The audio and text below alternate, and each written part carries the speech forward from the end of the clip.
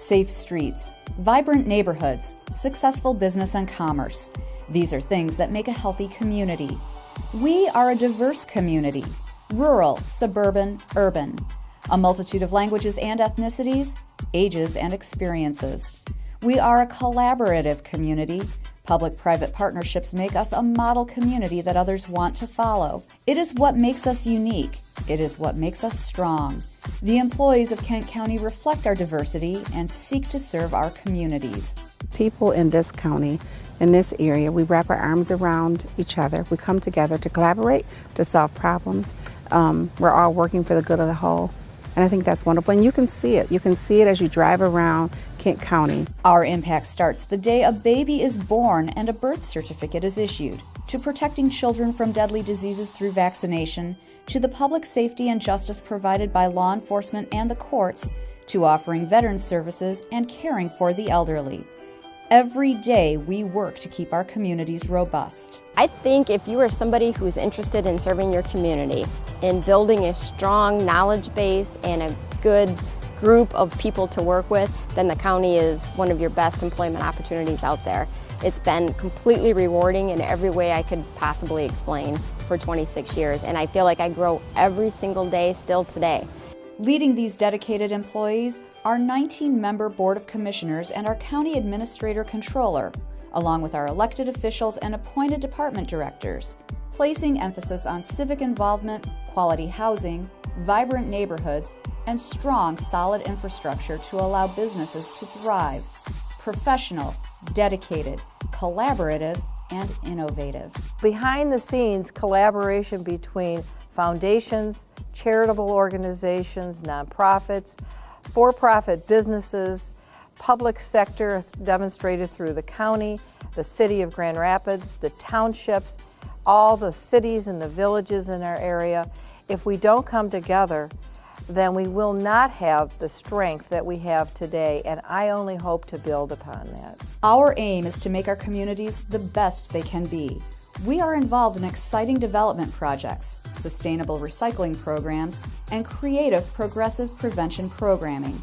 We partner with elected officials, impacting policy ideas that become great achievements. We seek opportunities to reach out into the community and offer our services to help our residents make Kent County thrive. Our relationship is solid, both from a staff standpoint at the county level as well as the Board of Commissioners. And they understand what we do and the benefits that we can do for the community, and vice versa. We couldn't do what we do without the help of Kent County. While most of us are busy running our lives, Kent County's elected officials, administrator controller, and over 1,600 employees are serving the communities where we live our lives, so we can all have a place we are proud to call home. Kent County, its life well run.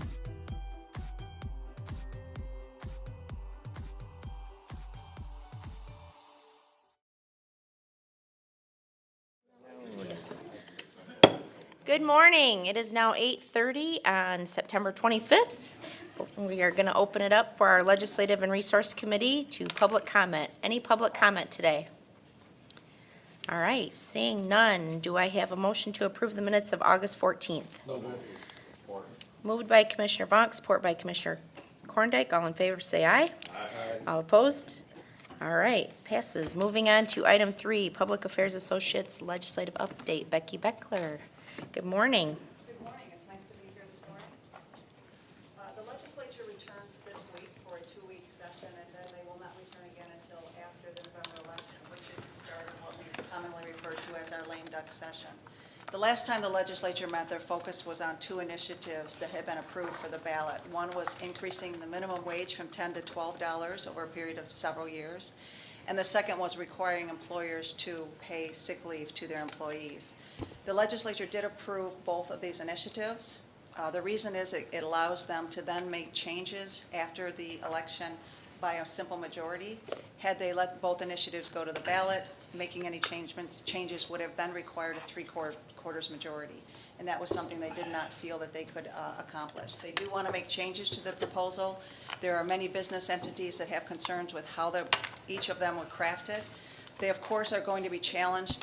Those proponents have already declared that if this legislature tries to make changes during the lame duck session, they will file a lawsuit. They believe the state constitution says that if the legislative body that makes the changes has to wait until the next legislative body to make further changes. The legislature disagrees, so it's highly likely that this issue will be decided in the legislature, but also it will be a court challenge. So more to come on that issue. That's the third ballot initiative that the legislature has dealt with. If you recall, earlier this summer, they repealed the prevailing wage. That leaves right now 3 ballot initiatives left that it doesn't appear the legislature plans to address. They will let them go to the ballot. One is recreational marijuana. The second one is creating a separate commission on redistricting, and then the third is making changes to voter policies. Those are the 3 that right now are structured. So we will continue to monitor those 2 initiatives during the lame duck session. There are a couple of initiatives that were not fully addressed during the budget process that are continuing to resurface in the legislature, and we anticipate them to be brought up again during the lame duck session.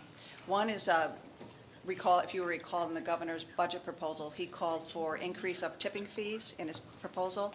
That was an initiative that was clearly not seen as favorable by either the House or the Senate. They didn't include that in their final legislative package that was sent to the governor. However, the governor had a press conference about 2 weeks ago with a new supporter, the State Chamber of Commerce. He is hopeful that with their support, it will renew interest in his initiative. It will raise the tipping fees from the current 36 cents to $4.44. Will be put into a new Clean Michigan fund. It is said to garner about $69 million, and that will go towards solid waste management, recycling, and other similar programs. The second initiative that he's calling for is increasing a fee on water bills. It would be capped at $20 for resident and $400 for businesses. And they anticipate that this would garner about $110 million in new revenue. And this would help the water infrastructure system that we have. Both leaders in the Senate and the House have real concerns with the proposal. If you recall, the House has always been reticent to any type of a fee increase. They see this as a fee increase, and I think it will be a challenge. The governor is pushing back, saying this is his #1 priority, and the rumor is that he will not look at any other issues until this one is resolved. So this could be an issue that is either going to have to be dealt with quickly or resolved in some manner in order to move forward with other lame duck issues. The second initiative that we're going to watch that deals with the budget deals with personal property tax. If you will recall, in 2014, the legislature made tax changes to industrial and commercial property, which had implications on local units of government. So therefore, the legislature created an authority which would make sure that the local units didn't have any losses. They continued to change that formula throughout the budget process, and this budget is no different. They weren't able to resolve it before the budget was signed in June. However, it will be a lame duck issue to be resolved. We're watching it very closely. We have 2 of our Kent County legislators at odds having competing proposals. Representative Rob Verheulen has a bill in the House Appropriations Committee. Senator Dave Hildebrand has a competing proposal that is still in draft form that we have a copy of, and we're modeling to see how it might benefit the county. One of the key implementations of his proposal, though, is that it does give money to local health departments as part of current state statute. The state has not actually met its obligation, maybe once or twice, on a 50-50 cost share to local health departments. And he is recognizing this. I think he's following the guidelines of Senator Pete McGregor in his budget, did add money to local health departments, recognizing that the state was not even coming close to meeting its obligation of 50-50 cost share. And I think Senator Hildebrand is sharing those visions and trying to meet some of that obligation. So we will continue to watch that as it progresses. The Indigent Defense Commission continues to cause great consternation for counties. When the Indigent Defense Commission sent out its contracts early this month, it only provided for 20% funding for counties. This is problematic. In the budget, in the bill that was signed into law, their statute clearly indicates that it would be a one-time payment of full funding right out of the gate. The commission has decided they only want to do quarterly payments based on other programs that they do within the department. Senator Hildebrand has agreed to bring both parties together to see if we can resolve this issue, so we're looking for him for some support and guidance in trying to resolve this. We're hopeful that we could resolve this quickly, but it's something that still we need to work Raise the age, it's something that has been, I've been talking about in this subcommittee for some time. It is going to be receiving a hearing actually beginning right now in the House Law and Justice Committee. The Chair, Representative Clint Testo, is bringing up a 17-bill package to raise the age of juvenile court jurisdiction from 17 to 18-year-olds. We are one of just 4 states that treat 17-year-olds as adults. The complicating factor with this package is that it does not come with the corresponding funding. There are estimates that the cost of this policy would be anywhere from $30 to $80 million, and this proposal does not include that funding. Therefore, the Michigan Association of Counties is testifying this morning in opposition, indicating that the funding has to follow the policy. Joining them will be the Michigan Probate Judges Association, the Family Court Administrator, the Michigan Prosecutors Association, and the Michigan Sheriff's Association, sharing those concerns. We believe it'll just be a hearing and testimony this week. We're not sure whether Representative Kesto plans to try to move the bills next week, but we will follow up with him later this week to see what his intent is. Finally, I'm talking about an issue that is likely to come up in lame duck issue that could have implications on the county, dealing with sales tax on the internet. It's an issue that was brought up this summer during a Supreme Court ruling. Wayfair was one of the implicators. And as a result of that, it opens the door to allow states to begin collecting sales tax off the internet. The Treasurer, Nick Corey, has put forth a Treasury ruling that beginning October 1, any out-of-state online retailer that does more than $100,000 in retail or 200 transactions will be required to report and provide sales tax to the state of Michigan. Now, this could add up to $200 million in new revenue from this line. Currently, the statute states that revenue from this line goes to the general fund, school aid, and county revenue sharing. The governor has indicated that he would like to capture some of this money to go to road funding, so we will be following this issue closely to make sure that we do not lose any of these required funds, that it does go to county revenue sharing. But it's something that we need to watch. We do believe that it will be, legislation will be introduced to try to put this ruling into statute. And so we'll need to be very watchful of this to make sure that we don't have any losses. Other than that, we don't believe that either chamber plans to bring anything significant before the chambers. There are a lot of committee meetings happening, setting issues in place for the lame duck session, but we anticipate the next 2 weeks to be fairly quiet. I'd be happy to answer any questions or make any queries on your behalf. Commissioner Talon. Thank you, Chair. Morning, Becky. Back to the first thing you were talking about, the changes that the legislature might make. Are there any rules to govern how substantive of changes they can make? Can they totally change it, or can they just tweak it around the edges? That's an excellent question. That's something still being discussed. There are some legal opinions out there, and I'd be happy to forward a couple of those on to you. They believe that they can tweak it, but there are some guidelines. They can't eliminate it, but they can make some tweaks. But I guess the question is what is a tweak and what is a major policy change, and that's yet to be resolved. But I will send you a legal opinion that the legislature did receive that offers some guidance to you. I do think that the courts will have to engage on this issue, but let me send that your way for further Great. conversation. Thank you. Commissioner Steck. Thank you, Chair. First of all, tweak is not defined in Black's Law Dictionary. So. Becky, a couple of questions. On the legislation that's considered on charges for water usage, that's only for public usage? That is not well usage, only for a public system? I'm not certain. Let me check Okay. out for you. Okay, thank you.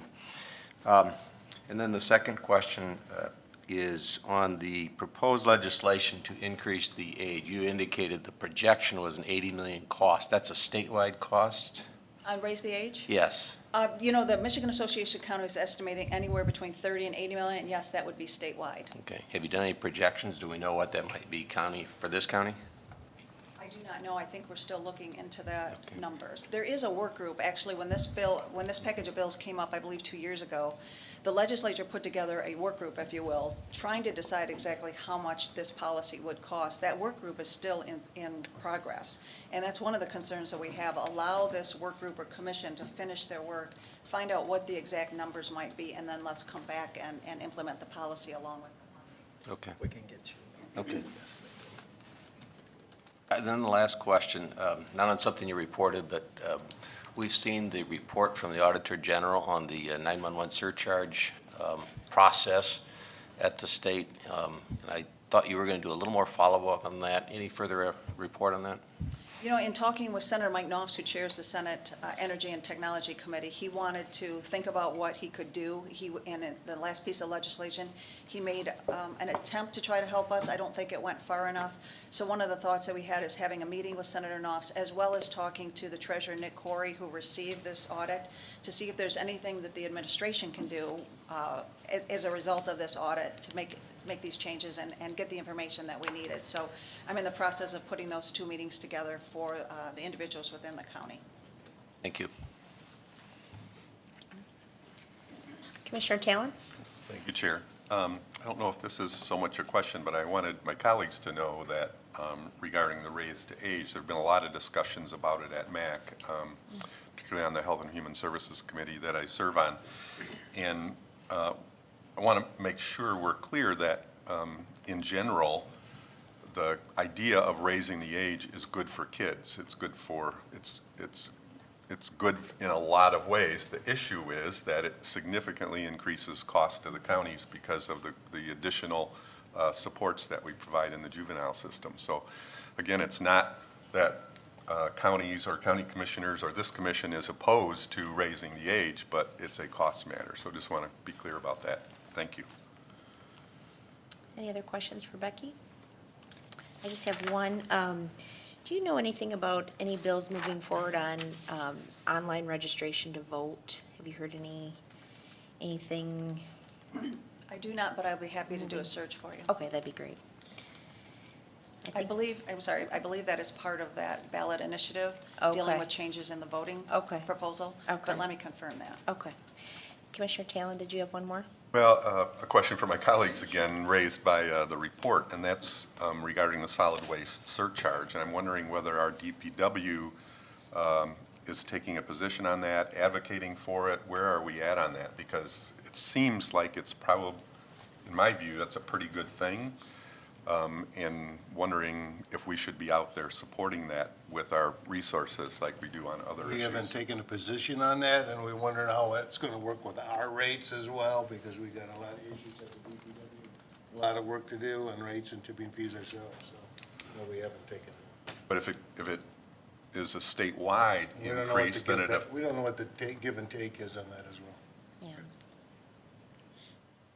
thank you. Okay. All right. Thank you, Becky. All right, we're going to move on to item 4, Sheriff Performance Measurement Update. Sheriff Stelma. Is this your last update? Possibly? Yes, it is. All right. Well, good morning. You know, I have been privileged to present these updates that represent the Sheriff's Office since the inception of this concept of performance measures, perhaps 18 or 20 years ago. And this is my last time. So I'd like to take a moment just to thank you as commissioners and let you as commissioners know how much we at the Sheriff's Department appreciate your support, your encouragement, and for Wayman and his staff and all of their help as we fine-tuned this report over the years to make it more meaningful. And I'd even like to thank Commissioner Talon for his famous stretch of, "So what?" I think it has made us all much more effective and has made our reports more concise. You know, Solomon, thousands of years ago, is recorded in Ecclesiastes as making the observation that there's nothing new under the sun. And certainly, as it relates to the Sheriff's Office, our relationship with the County Commission, and the issues that we face collectively together, there's nothing new under the sun. Response times, staffing, and funding have been issues that the Commission has faced with the Sheriff's Office since the establishment of Kent County. And while packing my office here the other day, I located some old documents that I thought I might just take a moment and share with this body this morning. First one is a 1959 sheriff's, it's called the Sheriff's Yearbook. It's the sheriff's report to the county commission. It's 60 years old and reports a staff of 84 people, that they covered 2,000 calls for service. They processed a little over 4,000 inmates, and their average daily population was a little over 200 inmates. And now 60 years later, we have a staff that's approaching 700 officers or 700 personnel. Will handle some 80,000 plus or minus calls for service. Will process between 23 and 25,000 inmates, and we have a average daily population in the jail of between 11 and 1,200 people. It also talks about, has a section in this report 60 years ago that outlines the firearms scores for all the officers. That's been eliminated. We don't do that anymore. And it also talks about the fact that the sheriff in 1959 paid just shy of $4,000, or just a little over $4,000 for fox bounties. And we don't pay bounties anymore either. Then we go to 1970. It's kind of a yellowed document, but it's called A Study on County Law Enforcement by Albert Heemstra for a citizens committee. And in this yellowed document, it talks about how the sheriff's office has been so underfunded, and it recommends a day and evening coverage of 17 units. And now 48 years later, our typical day shift is 17 units. Or 1971 yellowed document called a police protection report, special report on police protection in Kent County, an evaluation and recommendations by William Johnson, the former police superintendent. That's what they used to call, what we now call the chief of police, but the former police superintendent, William Johnson from Grand Rapids. And in this yellowing document, he encourages the county and the city to look at a consolidated law enforcement program, claiming it would be more efficient and much more cost-effective. And then finally, there's a report compiled by some township supervisors and representatives from the county. And in this agreement, this report that they compiled in lieu of creating several small, ineffective, very expensive township police departments, this report came together and the townships agreed to pay wages and benefits of officers when the county would pay for equipping, training, and supervising. And the township patrol, as we know it today, was developed.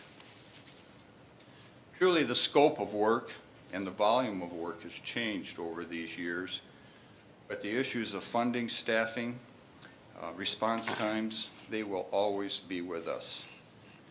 And I'm certainly not complaining at all, for that's not the purpose of performance measures review.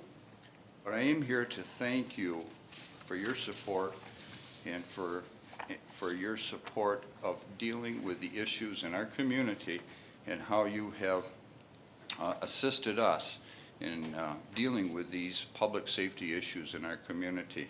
And we're here to thank you and to share with you what we have done with the resources that you have supplied.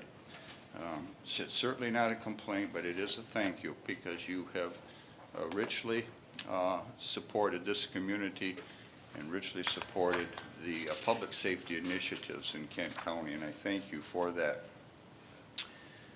You all should have a hard copy due to a technology glitch.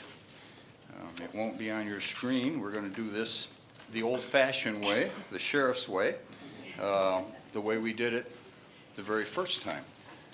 We did a performance measure, and I'm going to have Under Sheriff Michelle Young go through the report with you. Michelle? Morning, everybody. The irony of ending this way for the sheriff, because he teases us constantly about we don't. What happened there? I don't know.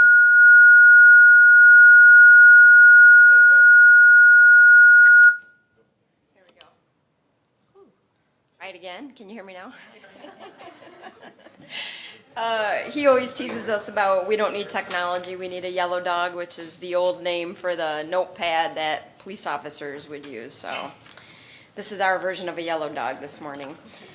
I'm going to skip past some of the introductory pages of the PowerPoint that you've received, but if after having an opportunity to review it thoroughly you have any questions, feel free to follow up with me via email. I'd be more than happy to answer any questions.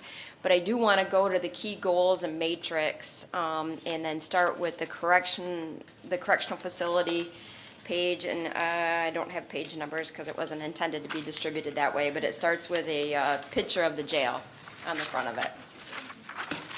So just to highlight the mission of the correctional facilities to ensure safety and security of the community by operating a correctional facility that is governed by applicable state and federal laws, and the constitutionality of our correctional facility is something that we consciously have to protect every day, whether we're protecting the constitutional rights of the inmates, whether we're doing it in the most efficient way possible, and I'll add to that comment, the most humane way possible, the least amount of force, the least amount of negative consequences that we can to elicit the behavior we need to run that correctional facility is what we try to go for. One of our first matrices is on the cleanliness of that correctional facility. I do want to give a shout out to our maintenance staff on that. We have a tremendous maintenance staff, and it's literally under half staffed of what recommendations for that square footage would be. They do a tremendous job, and we do that through the use of inmate services. The inmates help clean that facility, they maintain it, obviously with a lot of supervision and direction and coordination, but it's an all-in type of thing. We do a monthly inspection where we literally go around the correctional facility with a checklist, and it's a variety of people who will do that, and each space that is randomly selected for inspection gets a rating of 1 to 10 of how cleanly it is, has it been maintained, is there something that's broken that hasn't been repaired, are there cells that are out of service that then therefore make them not available for use. And so the rating that you see of a greater than 8 means on that checklist our expectation is, on average, the facilities inspected would get a score of greater than 8. There are times it falls below that, we have remedial actions, but so the first score that we're showing for 17, our actual score was 8.08. And again, that's a goal for this year. We're tracking well on it for this year already, but again, it's a key importance for us to maintain that facility in a good way that maintains your investment, but that also provides a good standard of living for the people who are housed there. The next one is inmate management. So we have rule violations, as you would imagine, in the correctional facility, and they are categorized depending on their level of severity. Fundamentally, if somebody is in chaos, their behavior tends to be more erratic. If somebody is in a controlled environment where there are proper controls in place and consequences for those controls being broken, then their behavior is more manageable. So what we try to do is to limit the number of opportunity for inmates to have major rule violations by putting them in the appropriate classification to begin with, monitoring them, educating them about what the rules are, and then holding them responsible if they do indeed break the rules. We hope to have less than 2 major violations per 1,000 bed days. And so just a bit of translation, we have, as the sheriff just said, just over 1,000 people in the jail every day. So we're hoping for less than 2 major rule violations in the whole jail 24/7. Every day, we're hoping for 2 major rule violations or less than.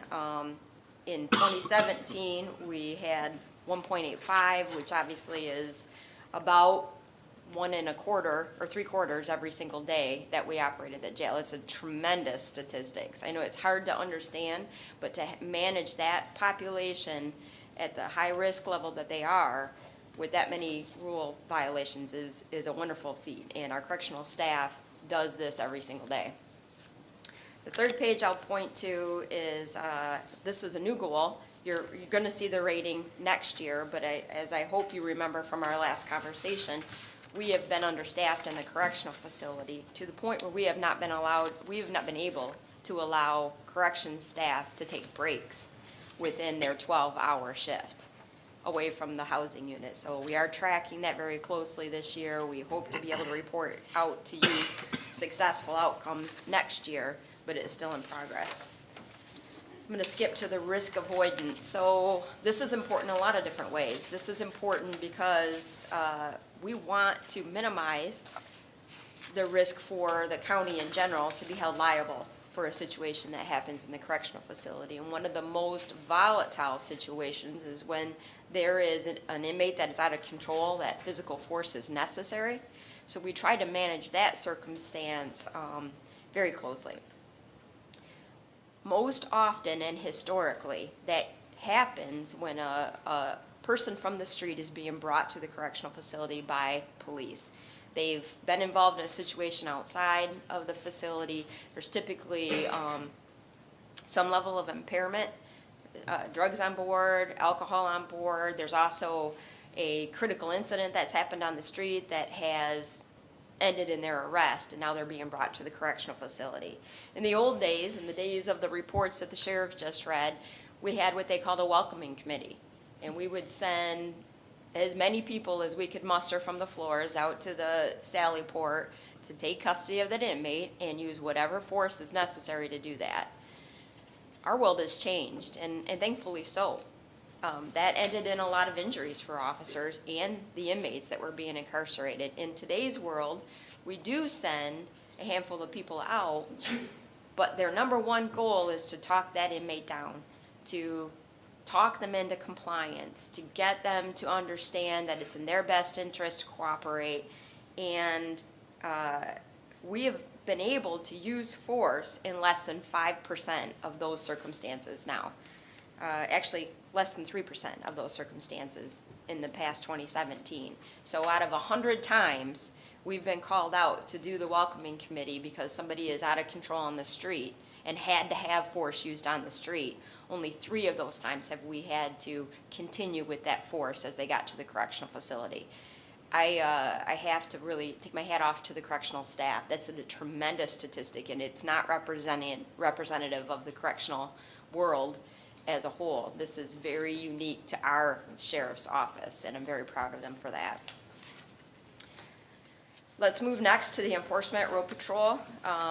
And again, we are responsible by high visibility police patrol, law enforcement services through investigation of criminal, civil, and traffic matters. And the first page of this next slide is our statutory requirement for service. And if we could just take a minute to review that of what we are responsible for as the Sheriff's Office, MCL 51.762. Each Sheriff's Department shall provide the following services within the county in which it is established and shall be the law enforcement agency primarily responsible for providing the following services on county primary roads and county local roads within that county, except for those portions of the county primary roads and county local roads within the boundaries of a city or a village, and on those portions of any other roadway or highway within the boundaries of the county park within that county. A, patrolling and monitoring traffic violations. B, enforcing the criminal laws of the state, violations of which are observed or brought to the attention of the Sheriff's Department while providing patrolling and monitoring required by this subsection. C, investigating accidents involving motor vehicles. D, providing emergency assistance to persons or other or near a highway or road patrolled and monitored as required by this subsection. So it is our requirement to provide these services to those locations within Kent County that are not a village or a city. So again, risk avoidance is one of the major topics of our consideration. So as we turn to the next page for enforcement, one of our objectives, I can't speak this morning, is to use force in less than 1% of all law enforcement actions. And if you go to the 2017, you'll find that just over 0.25% circumstances last year we used force in our execution of the law. That's a tremendous statistics and it is way below the national average. Next page, we've had a lot of conversation about this. The sheriff has even brought it up this morning. But our objective is to respond to priority 1 calls on average within 11 minutes in each township or patrol area. And we're going to go into a little bit more detail in the next slide about how that varies among patrol areas. But our actual last year was 13.41. We are implementing some changes for 2018. We are seeing a slight downward pressure on that number for 2018. And in a couple slides, we'll talk about the reviews of what changes we've implemented this year to get that outcome. But I want you to look at response time by township, priority 1. And just a little review of how to review this chart. So the blue line is our actual response time. That's how long from the time we got the call in dispatch to when we showed up on the front door of the person who was calling for service. But the orange line is what we call hold time.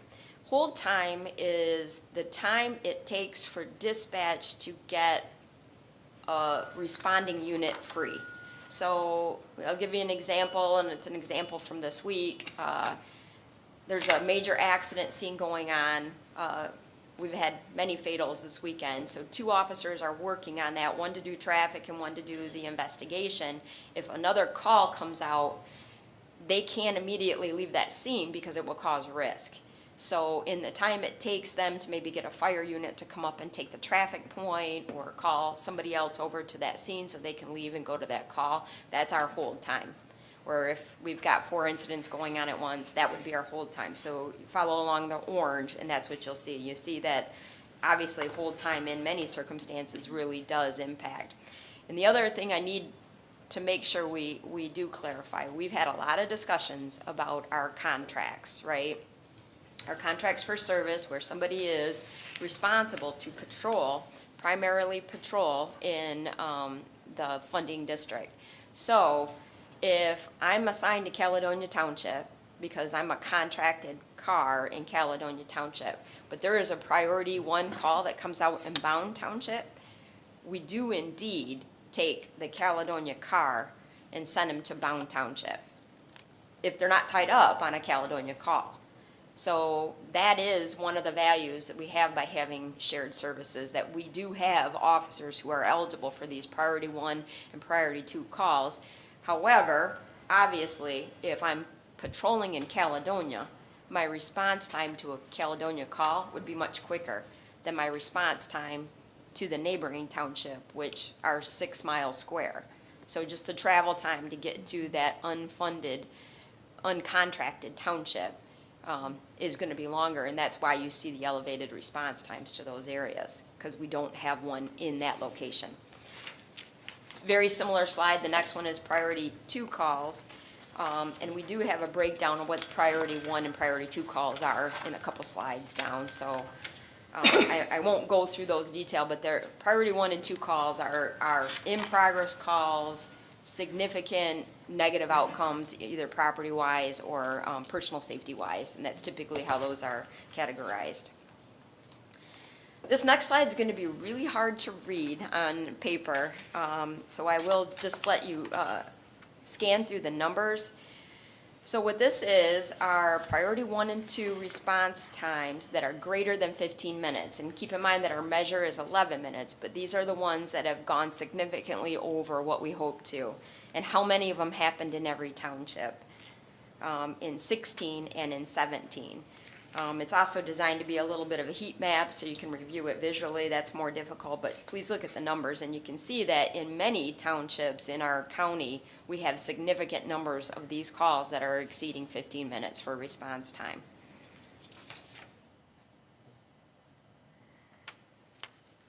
So the next slide, we're going to talk about patrol districts, 12P to 5P. Now, the reason why you have this slide is this is involved in the change that we made last year when we were allowed to convert some overtime hours that we were being reimbursed for special events and convert them into FTEs instead of just using it for overtime. We were allowed to convert those positions. It enabled us to put on what we call a power shift. So if you look at the map that's in front of you from 12P to 5P, and the reason why that's selected is that's a very heavy call burden for us. This is what our ideal starting operation patrol would look like. And there's 3 different colors that are depicted. The gold are funded traditional district cars that we have. You can see we have 2 up north. We have 1, what we call central, which is Alpine, Plainfield, Cannon. And then we have 1 in the east precinct and 1 in the south precinct. Those are the full-time, always there, general funded district cars. Then we have the brown emblems. Those are all of our contracted cars. And again, they can be used for priority 1 or priority 2 call, but they are restricted to patrolling only in the contracted district that they have. And then now you see a new orange colored star, and those are our power shift cars. They work from noon until midnight, but the caveat to that is they are required to cover all of our special event overtime positions during those times. So although they are there, if there's a Whitecaps game and a picnic pops or a triathlon or even traffic in and out of some churches, they will pay to have service there. Those are the cars that are sent.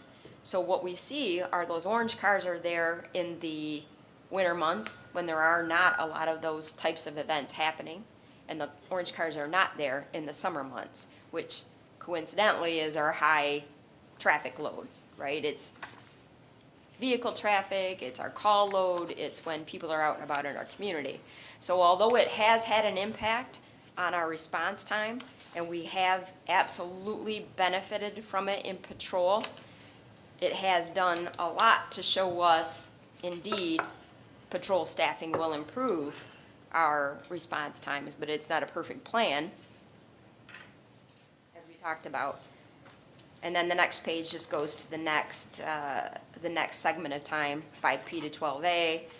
And again, you can see that we don't, because we're deploying a lot of these cars, we don't have the staff.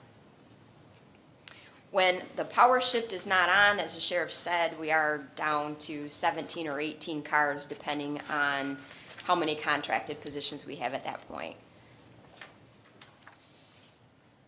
This next page, Priority 1 Response North District, this is one of our watched areas for response time. These are where we're having the most trouble with response times for Priority 1 and Priority 2 calls. And I think probably the fundamental issue there is that there are not adjacent contracting townships in the same way that there are in the east and the south, where at least we have a contracting entity to pull. There are no contracting entities to pull up north. So literally our Priority 1 and 2 responses are coming from sometimes 30 miles away, and it drive time. There's also not major thoroughfares that allow you to go high priority response the entire way.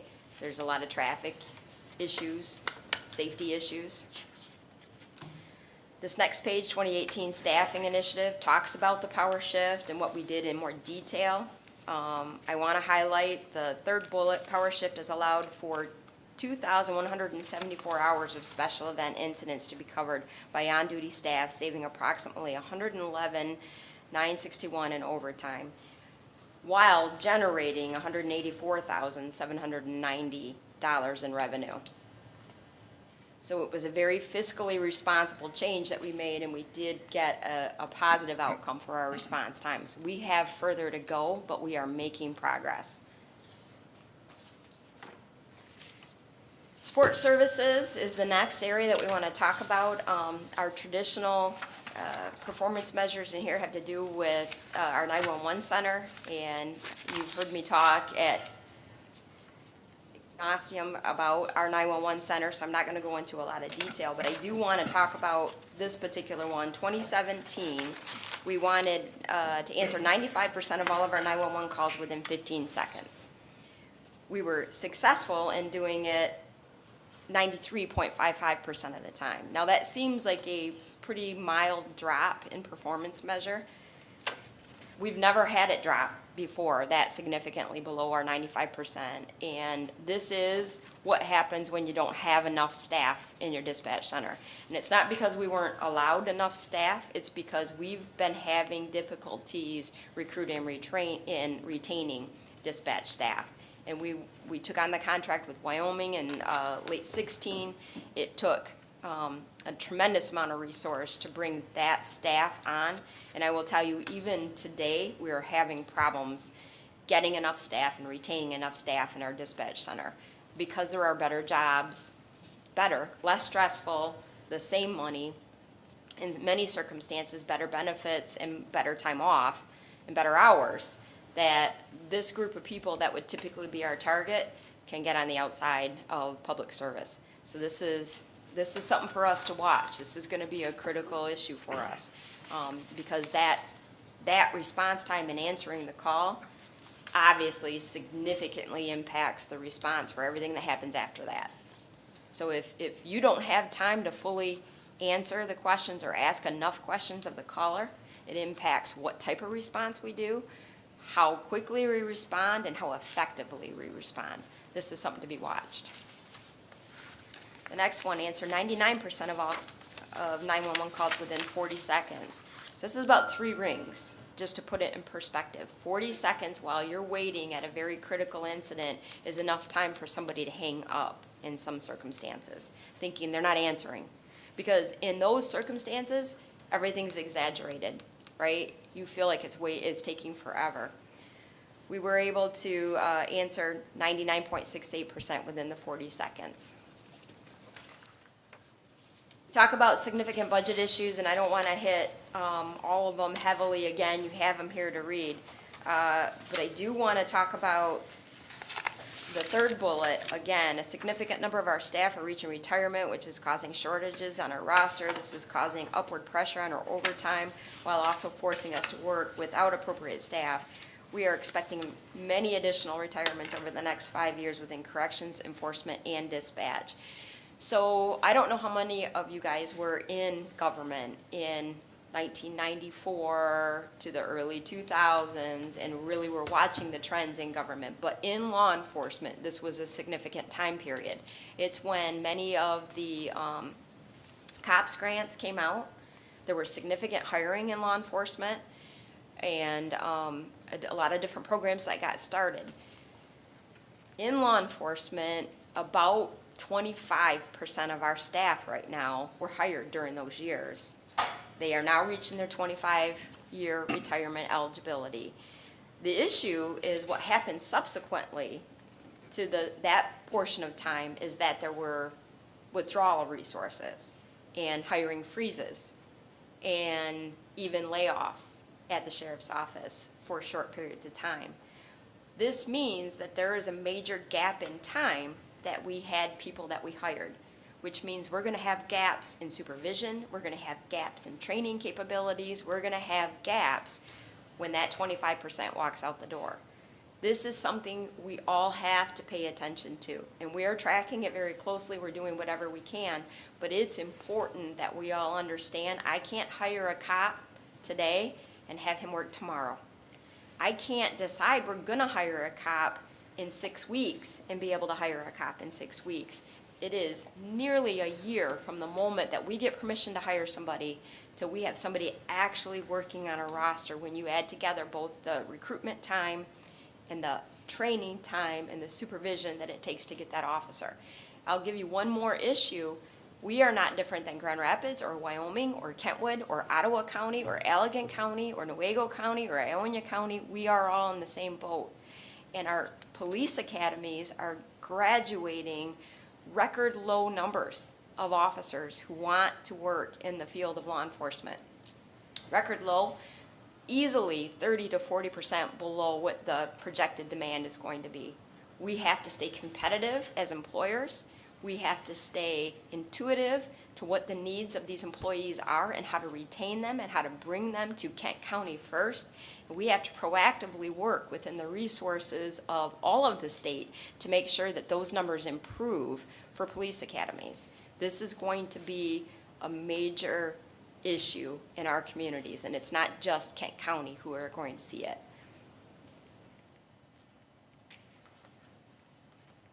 Next page is response times for priority calls. I promised you that there would be a breakout based on individual communities, and again, I'm more than happy to review these with you as you've had a chance to review them in detail and you want to talk about a specific community, but this is what we're dealing with. I've given you some bullet points on training. This is nothing we haven't talked about before.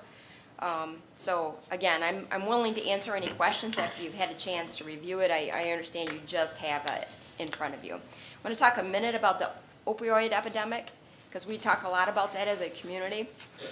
We have implemented something called MAT, which is medically assisted treatment. It's referred to in the last bullet on the opioid slide. We are looking to expand it here in the next little bit, but what we've done so far is to allow those parties who are participating in the county drug court to remain on their therapeutic progression while they're incarcerated. This is not normally done in a correctional facility. The efforts of Chief Deputy DeWitt and his staff in corrections have been tremendous towards this. The research, the liability aversion, to try to understand how we can do this safely and effectively within a correctional facility. We've studied the issue. We do believe we're able to move on to the next group of people, which are people who aren't part of the drug court, but may be under treatment through one of the clinics, and to continue that treatment. So we'll bring details about that as we do continue on. And again, we're hoping to lean forward and continue to move progressively until we're able to really provide this type of service to everybody who might be in the correctional facility and addicted and wanting help. We've had a lot of significant accomplishments this year. Some of the stuff to watch: successfully hired and transitioned over 75 employees during 2017. The Sheriff's Office to replace retired employees. This comprises 12% of our workforce in 2017. That is an all-in effort to get 12% of your workforce all in 1 year hired and trained and working. We are coordinating, we've taken the lead with the steering committee for 800 megahertz communication platform. That's progressing well. We expect that to be implemented in 2019. We're very, very positive about what we're seeing so far in that project. We've implemented a new camera program in our cars. It's working quite well. We've had good results with it, reliable, which is always really kind of a magic thing, if you will, in a patrol car, when you're trying to get all that technology to work very consistently in a car that gets up to 130 degrees and down to 10 below. In the same vehicle, electronics can be pretty tricky. We've trained hundreds of citizens, employers, business representatives, and students throughout the county in active shooter response. Pretty much on demand. If somebody asks us to do it, we do it. And we find a way to make it happen. And this has been an incredibly important surge in requests, but it's based on risk in our community, so we have answered that. And we will go to any community, whether they have a police department or not, and we have done so.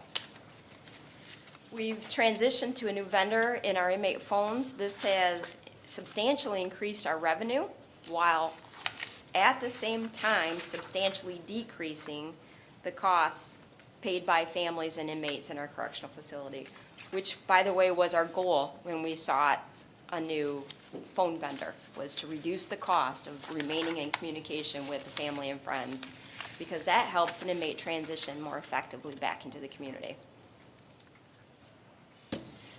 Work to become more intentional and specific about developing leadership personnel.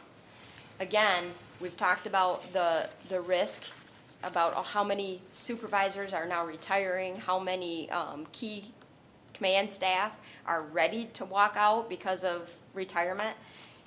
Incredibly important that we cultivate talent within the sheriff's office to be ready to take these roles and be ready not just emotionally or personally, but to be ready with the right background, be ready with the right understanding and training and encouragement and mentoring to take on these roles effectively. So this is a very purposeful process at the sheriff's office, and I'm very excited about what we've accomplished so far and what we are going to accomplish. This next slide is I could get into literally an hour presentation on the Robertson Brain Health, and I think we probably do need to have a more detailed conversation about it, but we are very clear that the health of our officers is incredibly important to the success of our officers and therefore the success of our county. And we've engaged the resources of a major brain scientist to help us really understand what's going on in officers and how the effects of the stress of their jobs is impacting their viability, not only as employees, but as human beings. And we're working to try to minimize those effects through this program. So I can plan to give more on that at some point, and I would really like to. We collaborate with many, many, many partners to include all the law enforcement agencies in Kent County to make sure that we're delivering service cost effectively, efficiently, and responsibly. So you see they're all depicted on this slide. That's by no means all of our partnerships. It's the one we thought of when we sat down and typed out this slide. There are many more, and it's an active list. We reach out to new partners all the time. I want to give a specific call out to Network 180 because I know that you guys think very much about our mental health costs in this community. They are instrumental in all of our programs at the correctional facility. They do provide mental health services for the jail. They do it effectively. They are our partners, and we work very closely with them on it. It's something that, as a community, we cannot have an effective program in the correctional facility without managing our mental health risk within the correctional facility. There's many more that help in many ways, but I thought we needed to talk about that. What you're going to see in the next year or so, we do have implementation of a jail management program. This will help us continue to get the best statistics necessary to make key decisions. We are an information-based decision-making entity. We need to evaluate what's happened, what are our trends, who are the population we're dealing with, to size our response appropriately. So that's a very key implementation for us. It takes a lot of resources in our correctional facility to implement. Again, that's led by Chief Deputy DeWitt, and I think you're going to see that come online in the early part of next year and start seeing some results for it. Obviously, we've already talked about the radio project, which is going to enable unified communications throughout our county. Incredibly important to managing response and even managing secure situations that are not critical incident-based. And then community outreach. We've put a lot of effort in the last couple years for community outreach as the Sheriff's Department. I'm going to talk a little bit. We are implementing an app, so I'm excited to talk to you about that, and at some point I want to come back and show you. But we're hoping that this will allow citizens to more closely communicate in a real-time manner with the Sheriff's Office and with key components that they're interested, whatever those might be. It'll also help us communicate with our internal staff. We have, as the Sheriff said, we are very close to reaching 700 employees in one manner or another, part-time and full-time. We have another 200 plus volunteers. And to even coordinate their duties, their assignments, their information they need, legal updates, personal updates to stay connected with each other. It's a big effort when people don't come and sit in an office every day and we can't reach out and touch them. Many of them never report to the main sheriff's office in the course of a 6-month period of time. So we have to continue to strategize about how to stay in communication with everybody. So that's what we have coming. Hopefully it meets your your desires as well. Any questions? All right, what a great report. Any questions for Under Sheriff Young? Commissioner Korndike? First of all, I'd like to thank the sheriff for 18 years of service. Appreciate your effort. Always been open and accessible to commissioners, and I believe the public as well. Efficient and effective on everything you do at the Sheriff's Department. It's been a pleasure to work alongside you, Sheriff, and very happy times in your retirement. Hope you enjoy it tremendously. A couple of questions quickly. 700 current employees. I know that you made significant cuts back in 2011-12. I was at the Sheriff's Department when that was done. Are you currently back up to or above what you were back then? And if you could give us what those numbers were and what they, if you remember. File system, someplace I do have the numbers. We are approaching where we were before the stretch of layoffs and reductions that you're talking about. Okay. So I would say we're very close. I can get you the exact numbers if you'd like. But So you're doing a great job. We're doing okay. So you have less people with a bigger population. And- Well, we do, but we're also using technology, and I like to think that we're much more efficient and effective in our delivery of services. And so if there is a silver lining to the cuts, it has forced everybody in every industry and every occupation to become, to be more aware of efficiencies and effectivenesses, such as the ability for citizens to file reports online and over the phone, which didn't exist prior to that, but that has reduced a lot of the less serious responses, which allows us to have more officers and more time for the more serious responses. So those types of efficiencies make us a better steward of the resources that you folks supply. Can I add something? Sure. I think it's really important to understand the dynamics of what that staff looks like within the facility, though. Since our layoffs, that's when we contracted with all the other PSAPs to provide dispatch. So contracted employees, they're specific to the function. We've added township employees in Gaines, Byron, Plainfield, Cannon added some hours. So a lot of the positions that you see now versus what you saw prior to the initial layoffs are really specific to a function that they've been contracted for, as opposed to general fund. So So they're funded differently, more they're by. funded more differently. They're also less By the flexible. townships. Yes. They're less flexible in our application of them. So that's important to understand too, that I have actually shrunk resources that can respond to some of the townships on patrol, because unless it's a priority 1 and 2, like go back to the beginning of our conversation, we don't have the same flexibility with that number. So even though the number is growing, so is the span of responsibility that came with it. Okay, thank you. And then a quick question in regards to per diem. What's the average cost to keep a prisoner a day at the jail? And then how much of that is shared on a per diem basis by the? Good morning, Chief Deputy Morning. DeWitt. Last year's number is right around $99 per day, and that's for the overall cost of an inmate if we were to ask for full reimbursement. There isn't any entity that we Pays do full. ask that amount. What percentage would you say is paid per diem of that? Half or 60, 70? From the cities? Yes. Yes, it's right around $40, $45 So per day. basically 40%, okay. Okay, appreciate that. And then challenges in the future. Michelle, it looks like we have a lot of hiring and training challenges.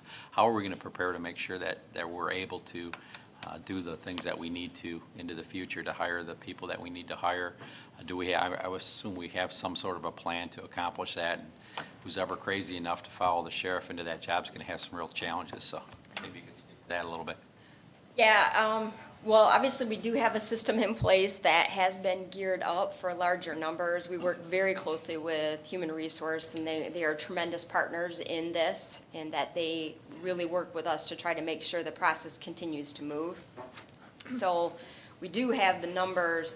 We have the capacity within our office to do it. Our challenge is the early part of that funnel. So we do have people working with the police academies. We have programs that we work with high school students to encourage them to go into the field. That's also our strategy for a more diversified workforce, which is really, really important in our application. But we're feeling the pinch, just like everybody else, is that if there are so many better opportunities, not in public service, not very many families wish their kids to grow up and be a police officer today. And so they're hearing that at home, they hear it in the community, they hear negativity on Facebook and in the news about police work. We have a challenge about how do you talk somebody into doing this now? And then if benefits dwindle on the back end of it, we're very thankful here and very, very, very lucky to have a funded pension. We know that this is a huge retention tool. It's not really a significant recruiting tool because most people at 22 can care less about their retirement. But about 10 years into your job, when you realize, this retirement thing's kind of a good gig, it helps us keep people. But understand that a police officer, after they have worked for a county for 10 or 15 years, they're very marketable. Security fields, they could go into counseling of some sort with the right education. They have a lot of skills, and so we need to make sure they want to continue to be a police officer when they grow up until they're all done growing up. And that's definitely a challenge. So we're working through it, but I don't think we have all of our tools on the table yet. I think at some point we may have to consider sponsoring people for police academies. We may have to sponsor people at a younger age to go through community college to get even ready for the police academy. We have some challenges ahead of us. And I think, again, particularly in the diverse recruitment category, we have to think outside of the box because that's not what everybody grows up and wants to do. Thank you. Appreciate that. Appreciate your work. Thank you. I think she told me that I was done growing up. We have initiated a program 2 years ago with our unions, and our unions have come to the table along with management and have funded a scholarship program for graduating seniors. And through this program, we now have, I believe it's 6 young adults in college that we have sponsored. It may seem like a small number, but it's an encouragement to the whole class. It's a active competition of the students that are involved and interested in criminal justice. And I think it's a unique relationship between management and unions where we all see the benefits of a scholarship program. So we initiated that 3 years ago, and that seems to be moving along well.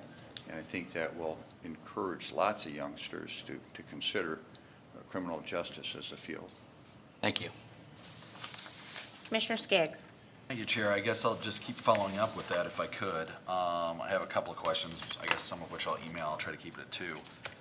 So the follow-up on that one is just, I understand that Grand Rapids is also having similar issues for similar reasons. And I do know that they maybe have a more extensive scholarship program than we do for the police academy. I wonder if that's something that you know about and something that is at least being considered as a partial solution to this recruitment problem. To the best of my knowledge, their scholarship program goes through their Fraternal Order of Police, and it's similar to ours. I'm not sure if it's any more extensive. They also utilize a scholarship program generated by resources from benefits for fallen officers. But one of the main differences with Grand Rapids and the county is that they do what's the term I'm looking for? They send youngsters to the academy pre-hired, and they sponsor youngsters through the academy, and we have not sponsored people through the academy yet.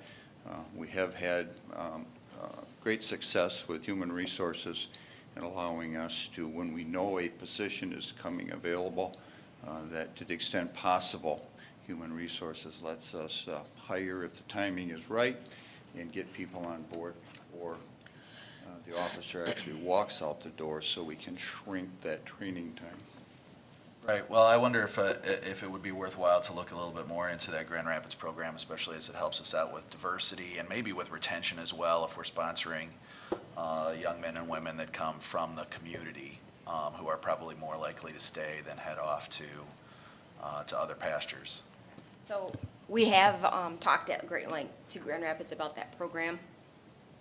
They are having some success, not tremendous success, with the outcome they were hoping for. So I think it has a promise to use a program such as that, but I think we're going to have to be very thoughtful and careful about how we proceed, because it can be quite costly to take somebody who has not mentally and emotionally prepared for work as a police officer, sponsor them through an education, and as I said, they're pretty marketable with that education to do something that's easier and maybe in some regards more lucrative. So I think you have to be careful and thoughtful about how you apply it, but I agree that it's something we do need to look for, to try to see if we can improve our statistics with that. One of the things that we are considering very carefully is we have a much easier time recruiting corrections officers. They tend to be a very diverse population that applies for the field of corrections officers. We're considering maybe investing more heavily into our corrections staff and having some of them transition, because we've had an opportunity to watch their work history and to watch how they perform in critical situations, and potentially they may be a good applicant for the law enforcement. So I think that's one of the things we're looking at and completely vetting. Obviously that causes an opening on the other end for us, so it's not without its downsides. But that is probably, if you look back to what they used to do when they used to have this problem, that was a very common thing for sheriff's office to do, and it was very effective for them to do it that way. So we're not jumping to any conclusions about what our next step is, but all things are on the table. Okay, and then lastly, if I may, I wonder if we can get a little bit more about the 911 update. I know maybe a year ago I had asked for a website to let voters know what was going on. I'm looking at it now. I don't know if it's been updated, but I'm noticing here that it was targeted for the autumn of 2018 to have all of our tower sites either repurposed or built or what have you, and I just a little bit more on how concretely how we're doing and Yeah, moving towards that I 2019 can goal. talk to you about it. That's Dispatch Authority who manages that project. That website you're looking at is probably the Dispatch Authority's website. And we can ask them to update it, but it's not something we have any control on, even though we are participating in the project. Most of the tower sites have been selected, and many of them are being improved already. There is one that's under construction right now up at the Honor Camp. We are working through some licensing and approval processes right now for the last couple, but it's all going quite well at this point and on target. They have just hired a project manager to replace the project manager that KCDA terminated their relationship with earlier this year. So the replacement is now on board and starting to press forward with the project. I wouldn't tell you that was a delay though, because we were still doing many things in the background with existing staff. So I'd say in general, we're very happy with how that project's progressing. We have already received most of the equipment. There's already setup that's happening on most of the equipment. So literally, as soon as the towers and the infrastructure are ready to go, that project will be ready to go. And in general, we're right on budget too. Some over, some under, all kind of averages out, but it's going pretty well. Okay, thank you. Commissioner Steck? Thank you, Chair. A quick question and a comment.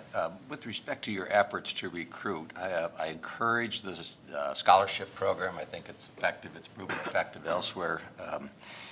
But do we tether those scholarships in any way so that a recipient is obligated to the county when they graduate? Have we looked at that as a possible? We have not tethered it to a specific agency. We do insist that they're going into a criminal justice field. And I will also say that there's a high percentage of those recipients that are minority students, which is very encouraging. But in the overall picture, trying to assist the general criminal justice issue in West Michigan, we haven't restricted it just to those that will come or apply to the sheriff's office. So there's not enough students, not enough folks going into this. Do we get our share of the graduates, though? Yes, we do. And we do that because we have so many officers that are involved in the education effort, both in the academies at Grand Valley, at Community College, and at Ferris. And so we have instructors that are always watching out for us and encouraging those students that they think would be a good fit with our agency. So we do well compared to everybody else. And so I just want to point out on the scholarship program that that's the sheriff's personal money and the union's dues that they're collecting and contributing for those scholarships. It's not government money that's being used. So I just wanted to, and that was the sheriff's idea to start this program and to initially fund this program. He said initially to me pretty strongly, but. So you haven't asked us yet? Right, we're not going to ask you for the scholarship program, but I also, in the other program that I probably should have said to the other commissioner's question, is the cadet program, where we hire students literally before they even enter college and start to train them in the field. The issue is criminal justice field is a wide lane, and not everybody has the ability or the aptitude to be a law enforcement officer or a corrections officer or a dispatcher. And really those fine point skills show themselves as they're moving through the training programs. So we wouldn't really want to tie them to any one particular job or any one particular agency. We want to make sure that we stay competitive in the market. They'll want to come to us if they're the good ones, but we don't want to keep the ones that maybe didn't work out that well. So staying competitive is important, and we do that, which means we do compete well. It is because of our mentorship, our officers reaching out to that person they see has a hunger and an aptitude, and they stay with them through their training. That works really well. But then that benefit package, we may want to consider some education reimbursement as part of our package. That might be something that would be effective. And maybe more programs for the cadets, and I think that's other things that we probably need to look at too. I might be allowed just one comment, Chair. So it seems to me that there's little that the county does that is more essential, more critical than what you folks do. And so there's also little that we do that's more difficult than what you do. That fine line between the appropriate amount of force, for example, and excessive force is incredibly problematic as a society, and it's one you wrestle with every day. So I give you kudos for that and the way you've managed that. And then, Sheriff, to you, we'll set aside the debate on whether or not Solomon was the author of Ecclesiastes at this point. But I believe he was the author of Proverbs, and there's a proverb that says that the way you end a thing is more critical and defining than the way you've begun it. And you have carried that through right to the end, and we are proud of the work that you've done, and thank you for your entire career. All right, Commissioner Talon. Thank you, Chair. Following up somewhat Commissioner Steck there, just want to express appreciation for a very comprehensive report all the information that you provided today. Very helpful, very impressive, the work that you do. And I want to say personally, after so many years on this commission, I think in the last few months, I've probably gained more appreciation than the previous 18 years for the complexity of the work that you do and the professionalism that you do it with. It's a really, really tough job, and I want to recognize that. And then follow that up and perhaps ask for your thoughts, maybe Sheriff, your parting thoughts about an issue that is that continues to grow for me over the last few years, and that is to figure out how we as a community can look at our justice system in an overall way. We've got law enforcement, we've got courts, we've got the jail, we've got mental health, we've got physical health, we've got housing, and all of those pieces come together and affect what happens to people as they move through that justice system. And you, as the sheriff, have a piece of that. And I think the frustration that I've gained over the last few years is that we hear reports and we hear goals and performance measures about silos, basically, within that overall system. But we never hear anybody talk to us about the goals for that overall system or the outcome measures for that system. And when I go to trainings and hear webinars and go to national conferences, I hear about communities that are looking at data for what happens across the system and what kinds of things can happen within that system to affect what happens at the jail, but more importantly, what happens to folks that are coming in or folks that are coming out. So along beginning to ask for your thoughts, perhaps parting thoughts about how we might do that. How much of that are we doing that perhaps commissioners just don't know? Any thoughts you'd be willing to share? Any of the jail or sheriff's staff, I guess. Thank you. You know, I think that might be a topic for another special order of business sometime in the future, but there are many efforts underway in the total justice community, as you talk about. And if you look at the fact that not too many years ago, our average daily population was in that 1,600 individuals, and now we're down to between 1,100 and 1,200 as our average daily population. Our jail population is down, and when I travel the country and I travel across the state and I hear what's going on in other communities, that's not the norm. And I think that is because there is so much collaboration going on within that entire community that you're talking about, with the courts, with probation, with specialty courts. And all of those things have an impact on our community at large, which is the grounds for a whole new special report. But I think things are well, and I think the metric of a lower population in the jail is an indicator that things are going well. Some of our programs showing a recidivism rate that is far below the national average. Those are all very positive things for our greater criminal justice programs. I think things are well, and I think it's through the collaboration of the courts, of the specialty courts, of probation, the health department, as we work with different issues, and with Network 180. But it probably would be a good special report sometime in the future. Any other questions for the sheriff or undersheriff? I just have one question and one comment. On the opioid treatment, I think that's awesome that we're keeping everybody kind of on their treatment. I know we've had an issue in the past where if an inmate is coming in on Medicaid, the Medicaid kind of stops and the county is on the hook for that cost of those prescription drugs, or to keep them on their medication.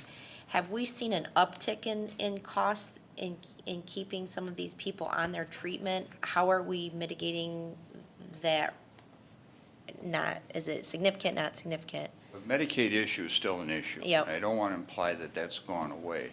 But through the MAT program, medically assisted therapy, through the other social community programs that provide the methadone and things of that sort, Okay. other alternative medications, I wouldn't say there's a significant having to- uptick Okay. in our cost. Okay. I think the uptick is in our staffing, the requirements of our staff to administer these drugs, to maintain these drugs, to administer those programs. Okay. It's pretty staff intensive.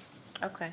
And then Under Sheriff Young mentioned, working with Network 180 for our inmates. I'm wondering, and she did mention a program, and hopefully we can get into it later, but what do we provide for mental health support for our officers? Is there someone that they're having a terrible day, or they had an incident, or is there someone they can go talk to that we can, just to vent off some of that steam initially, or just help them mentally before they prepare to go home to their children, or what do we do for our officers? Well, in actually, that we regard? have, I can think of right off the top of my head, 3 different entities, 3 different programs that are out there. First of all, there's the county program through HR, which has absolutely been tremendous, and the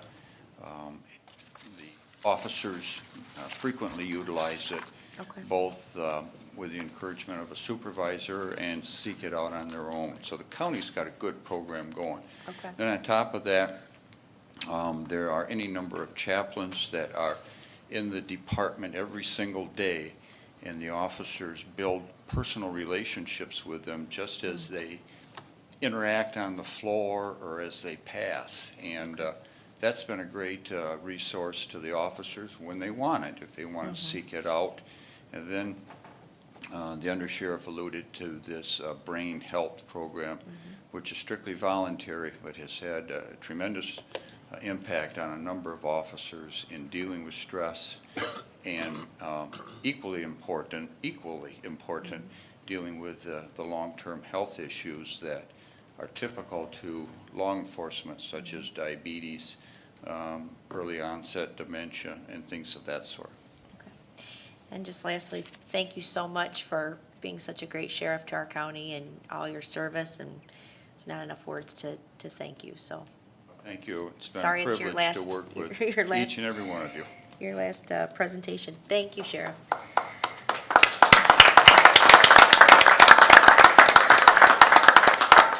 All right, we're going to move on to item 5, appointment of the county medical examiner.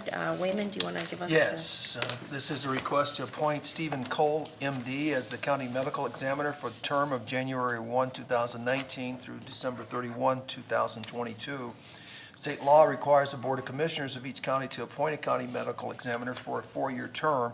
Dr. Cole has worked in the county medical examiner program since 1982, including serving as the chief deputy medical examiner and since October 2002 serving as the county medical examiner. Dr. Cole meets the requirements of county medical examiners provided for in state law and has agreed to continue to serve in this capacity. Consistent with the current arrangement, the county will contract with Michigan Pathology Specialists, PC, for Dr. Cole's time and expertise. Michigan Pathology Specialist, PC, also serves as a subcontractor of the county to provide autopsy services for the county medical examiner program.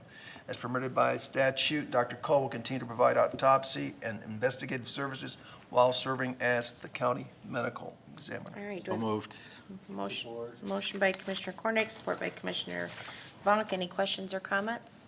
Commissioner Skaggs. Thank you, Chair. What's the reason that we do this on a subcontractor level instead of just hiring the medical examiner as a county employee? You want to speak to that, Linda?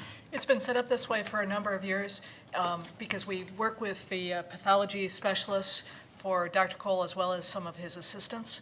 And so I can't even tell you how long it's been set up this way. It was Dr. Cole's preference. There's a cost savings, or are we paying more to do it this way? I don't have any information that would say it's more expensive to do it this way. Dr. Cole has been in place for a number of years without any substantial increase in his fees or his expenses, other than based on the number of autopsies that are done on an annual basis. This has been looked at by purchasing, but it is an exception to our purchasing policy for professional services. I wonder if we could find out how that compares with medical examiners in other similar counties, just to. Sure, we can do that. Keep track on that, where we're spending the dollars wisely. Thanks. Commissioner Coleman? Chair, so what is the 106,000? Like what specific cost is that It's for his salary. for, that's an annual Yes. cost? Okay, Yes. thank you. Any other questions or comments? All right, seeing none, all in favor, say aye. Aye. All opposed? All right, motion passes. Moving on to item 6, conversion of one part-time health nurse position to full-time status. Yes, this is a request to convert one part-time public health nurse position to full-time status. The Health Department provides foreign travel vaccinations in accordance with the Centers for Disease Control and Prevention recommendations for individuals traveling outside the United States. Traveling internationally can place individuals at risk for exposure to diseases that are still common to certain regions, and they include issues of hepatitis A, yellow fever, typhoid fever, and polio. During travel vaccination appointment, travelers meet with the public health nurse to determine general disease risk and/or recent outbreaks in the region the travel is intending to visit. The public health nurse also reviews each individual's travel and vaccination history and administers the necessary vaccinations. Number of travel vaccination appointments provided by the Health Department has increased 20% between 2015 and 2017. Due to the increased in demand for services, the Health Department is requesting to convert a .5 FTE position to a full-time public health nurse position, which will result in an increase of $49,100 in wages and benefits for the position. The current revenue resulting from the increase in service volumes, along with the recently approved increase in the travel consultant fee, will cover the additional cost of the position. The cost of the proposed conversion of this part-time position to full-time status, as well as the revenue to support the increased cost, has been included in the Health Department's 2019 budget recommendation, and the event funding is eliminated or decreased, the position will be eliminated unless continuation funding is approved pursuant to fiscal policy on grants, contracts, and donations. Do I have a motion? So moved. Moved by Commissioner Skaggs. Support by Commissioner Coleman. Any questions or comments? Commissioner Steck. So if I understand this, we approved these increased fees, I think last time, or I'm not sure when, but anyway, what you're suggesting is that the anticipated revenues from that increase will rise to the level of $49,000? Yes. Adam London, Health Department Director. Do you have any other comments? Yes. Well stated, Ed. So we have that much in inquiries from our residents who are traveling abroad that frequently? We do. And that number has increased pretty substantially, both because the number of groups and individuals traveling internationally has increased quite a bit, and because of limitations with getting the yellow fever vaccination. And we're one of only 5 or 6 locations in the state that's approved by the FDA to provide that vaccination. So we become quite a clinic of demand for international travelers here in West Michigan. If they go full-time, will they actually increase the quality or the spectrum of services they're able to provide? I believe so. You know, right now, we're looking at over 30 days out for those appointments. We'd like to get those within 2 business weeks. And that consultation is more than the vaccinations. We also provide counseling to those travelers about things like Zika virus if they're going to South America, or Ebola if they're going to Central Africa. There are any number of things happening internationally. It's a scary world out there when it comes to these infectious illnesses. Having someone whose full-time job is understanding what's happening globally, being a liaison with the CDC, so they can provide the very best counseling to our travelers is important to us. Do they do any follow-up monitoring when these folks come back? It depends on where they're going. Sometimes the answer is yes. Thank you. All right, any other questions or comments? Commissioner Coleman?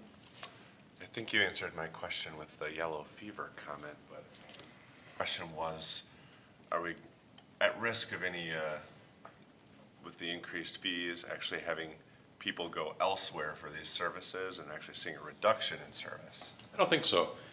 We're still ballpark or a little less than the surrounding clinics, and because yellow fever, I think there's only 6, I think, statewide, and we're the only health department on this part of the state that provides that clinic. I think the demand and the necessity is really at our clinic. Commissioner Talon? Thank you, Chair. Just an anecdote, I guess. I was, several years ago, wanted to visit my grandchildren in India and their parents. And was very, went to the health department on the recommendation of our physician and was surprised at how inexpensive it was for the consultation and very appreciative of the advice that we got. So it's a great program and I appreciate the exchange. Thank you for that comment. And, you know, our concern is both for the traveler, but also for the community, making sure that the likelihood of them bringing some hostile microorganisms back to Kent County is diminished. So, thank you. Any other questions or comments for Director London? Seeing none, all in favor say aye. Aye. All opposed? Motion passes. On to item 7, Commissioner Miscellaneous. Commissioner Vonk. Thank you, Chair. After the review of the Sheriff Department today, and I may have mentioned it before, we haven't changed our format probably since we added the snapshot maybe 15 years ago, like I was a proponent of. Otherwise, we went here from the various departments for every 2 years, and then we added a snapshot, so gave a little more connection to those departments. As was mentioned by the Sheriff Department, there's a lot going on. There's a lot more they'd like to tell us. I don't know if our format works for all departments, one size fits all, and maybe the Sheriff Department, Health Department, maybe Parks, I don't know, whatever. Yeah, we took that recommendation or request to you very seriously. We said to the Sheriff Department, they can have as much time as they have as long as we don't go an hour long in their presentation. The Health Department also is another large department. We're asking them to take liberty to go further than the 5-minute update that they would have. So that's what we're doing to make sure the larger departments at least get an opportunity. The courts is another one, maybe the prosecutor, Okay. making sure that they Okay, get. I didn't hear that, that we've made that change and. Yeah, we have. Okay. Commissioner, though, are you asking for additional follow-up? Yeah, maybe it should be an additional follow-up or, Yep. once a quarter or something, Okay. a snapshot from some of those bigger. 10, 15 minutes? Yeah. Okay. Thank you. Any other Commissioner Miscellaneous? Really? None? I have 2. Just want to announce Commissioner Ponstein is absent today due to his service on the pension board.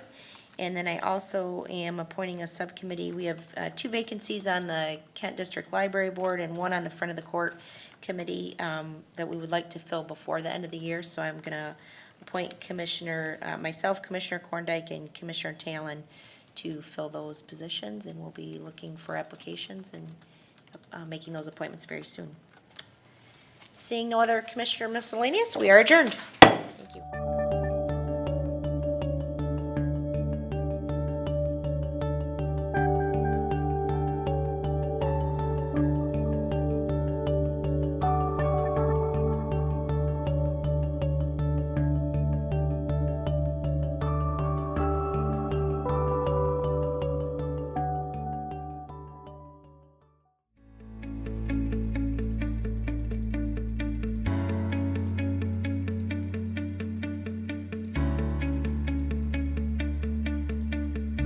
I am Kent County.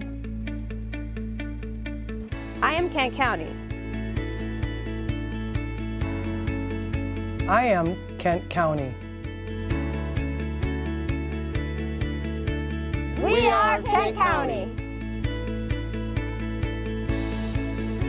We are Kent County. We are Kent County. We are Kent County. We are Kent County.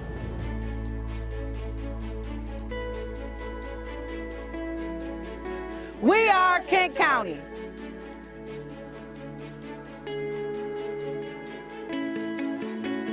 We are Kent County.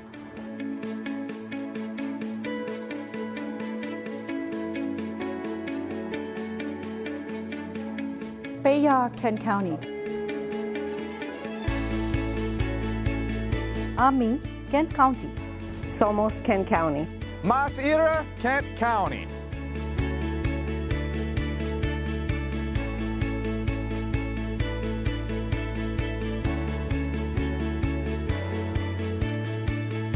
We are Kent County. We are Kent County. We are Kent County. Oh yeah.